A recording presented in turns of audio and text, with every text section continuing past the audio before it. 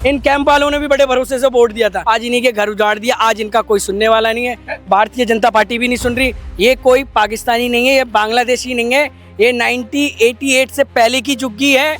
एक प्रधानमंत्री था बीपी सिंह जो इसका निरीक्षण करके गया था। नहीं सर, कोई नोटिस नहीं लगाया। 500 लोगों की अभी रिट पिटीशन पेंडिंग है, सिर्फ 48 लोगों की खारिज हुई थी। जो हमारे लीगल राइट है वो तो हमें वायलेट ना हो, ये भी तो आपका अधिकार है कि आप इस चीज को देखोगे। बीपी सिंह के जमाने से रहते हैं, उनके रहते हुए उनका सारे प्रूफ हमारे पास आज भी रखे हुए हैं। लेकिन आप कह रहे हैं जब से वो लोग गए तब से बर्बादी शुरू हुई। और आप सभी का स्वागत है न्यूज़ 1+ में, जो सत्य, साहस और सेवा के साथ सिर्फ सच दिखाता है।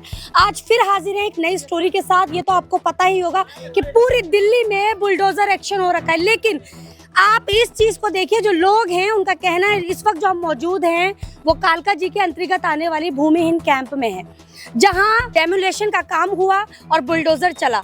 और देखिए यहाँ के लोगों का कहना है ये इंक्रोचमेंट के नाम पर लोगों को बर्बाद कर रहे हैं, उनके घर तोड़ रहे हैं, उनके सामान तक निकालने नहीं दे रहे हैं। नोटिस तो लगाया होगा सरकार ने? नहीं सर, कोई नोटिस नहीं लगाया। 500 लोगों की अभी रिट पिटीशन पेंडिंग है, सिर्फ 48 लोगों की खारिज हुई थी। उसमें भी 30 डेज का टाइम होता है। मैंने डीसीपी, डीडीए, एसएचओ सबको इन्फॉर्म करा। कम से कम एटलीस्ट इनको टाइम तो देना चाहिए था। अभी मैटर लिस्टेड है, डिवीजन बेंच में मैटर की सुनवाई होने के लिए 2 बजे का है। डीडीए ने बोला तुरंत तोड़ दो, ये स्टे ले आएंगे, क्योंकि उनको पता है कि हमारे डॉक्यूमेंट वैलिड है। डीडीए भी तो भारतीय जनता पार्टी के अंतर्गत आता है। बिल्कुल बिल्कुल, दिल्ली पुलिस और डीडीए ये दोनों एक ही की तो औलाद है, और किसी की थोड़ी है। आप देखो, वो बेचारा रोते रह गए, उसके घर को सामान नहीं निकालने दिया, तहस नहस कर दिया। ये आज से नहीं हो रहा। बात समझ नहीं आ रही है सर। मैं बार बार जब भी मैं खबर करने जाती हूँ डेमोलेशन पर, तब मैं बस ये सवाल करती हूँ कि नोटिस क्यों नहीं दिया जाता? अगर नोटिस दिया जाता है, रोक लग जाती है, फिर आप बिना बताए आके डेमोलेशन कैसे कर सकते हैं? लोगों को सामान निकालने तक की इजाजत नहीं है। नहीं दिया ना मैडम, हमने तो उससे नोटिस मांगा तो दिल्ली पुलिस ने घसीट दिया। 40 लेडीज पुलिस, आर्मी। मैं डीसीपी को बोल रहा हूँ कि आपसे हम्बली रिक्वेस्ट है, आप एक बार अपने एसएचओ को बोलिए हमें नोटिस तो उपलब्ध कराओ। जो हमारे लीगल राइट है वो तो हमें वायलेट ना हो, ये भी तो आपका अधिकार है कि आप इस चीज को देखोगे।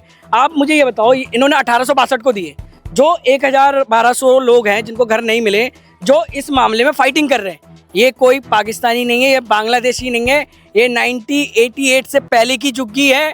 एक प्रधानमंत्री था बीपी सिंह जो इसका निरीक्षण करके गया था, उसने घरों को बसाया था और लोगों को घर दिए थे। आज एक प्रधानमंत्री है नरेंद्र मोदी। मेरे को लगा था कि देश में बदलाव करेगा, इसलिए हमने वोट दिया था। इन कैंप वालों ने भी बड़े भरोसे से वोट दिया था, आज इन्हीं के घर उजाड़ दिया। आज इनका कोई सुनने वाला नहीं है, भारतीय जनता पार्टी भी नहीं सुन रही। वो तो सिर्फ ये कहती है कि भूमिहीन कैंप को घर दे दिए, घर दे दिए। अरे कितनों को घर दिया वो भी तो बताओ। कितने यहाँ पर कितने लोग थे भूमिहीन कैंप में? कितने भूमिहीन कैंप में 3000 से ज्यादा लोग थे। कितने लोगों को घर मिले? सिर्फ 1862, 3024 फ्लैट बने थे। बाकी जो हिम्मत हार के चले गए, 500 से ज्यादा लोग दिल्ली हाई कोर्ट में गए, उन्हें स्टे मिला। उनके मामले पे अभी सुनवाई चली रही थी, 2 साल से ज्यादा हो चुका था। ये डेमोलिशन नहीं कर पा रहे थे, हर तीसरे दिन आ जाते थे डीडीए वाले, कभी दिल्ली पुलिस को ले आते थे। इन्होंने, मैं आपको बता रहा हूँ, इस आवंटन में भ्रष्टाचार हुआ है के मामले में दिया, मगर आज तो हमारे साथ ही आतंकवादी जैसा व्यवहार करा जा रहा है।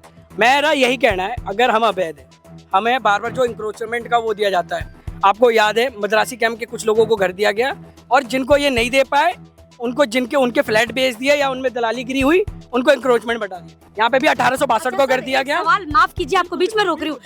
मैंने सुना है कि फ्लैट भी वही अलॉट हो रहे हैं जो कि शीला दीक्षित के समय पे दिए गए। बिल्कुल बिल्कुल, लीव उन्हीं के, इनका खुद का कुछ नहीं है, नया कंस्ट्रक्शन नहीं है, शीला दीक्षित ने दिया है।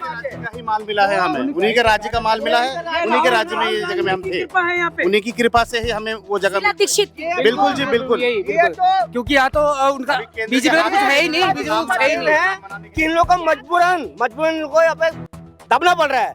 न्यूता भी यहाँ पे ढाल लग गया मुझसे पहले। ये शीला दीक्षित का देना ही है कि इनकी मजबूरी है कि इन लोगों को कॉपरेट करना पड़ा हम लोगों से।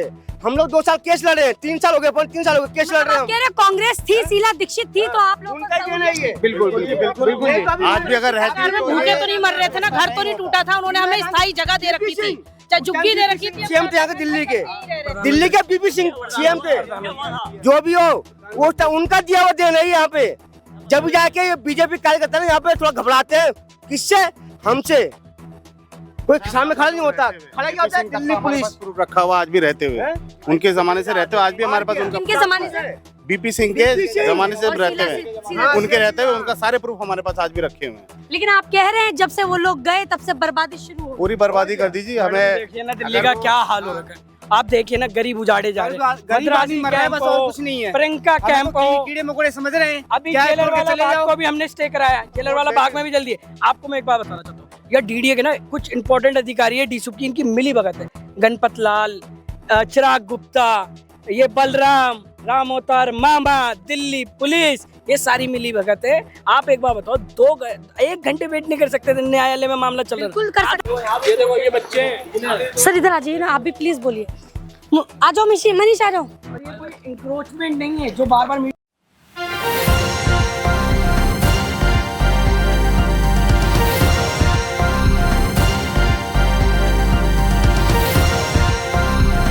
आप देख रहे हैं News One Plus, हर वक्त हर खबर।